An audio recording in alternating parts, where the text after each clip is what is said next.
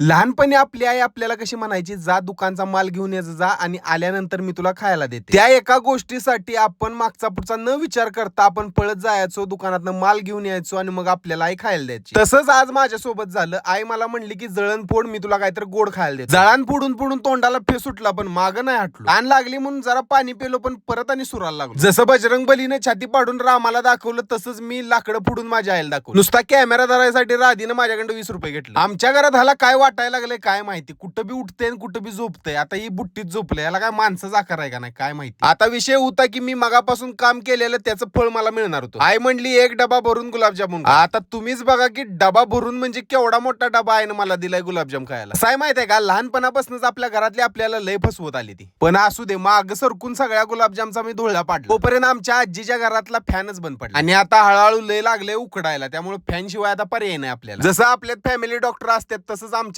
Family electrician आहे ती. Fan त्यांच्याकडे दिल्यानंतर त्यांनी सांगितलं की चेक करतो आणि एका तासानं तुम्हाला तयार करून देतो. कारण कसं आहे की आमच्या म्हातारीला फॅन शिवाय झोपच लागत नाही, त्यामुळे आज झोपल का नाही ह्याची काही गॅरंटी नाही.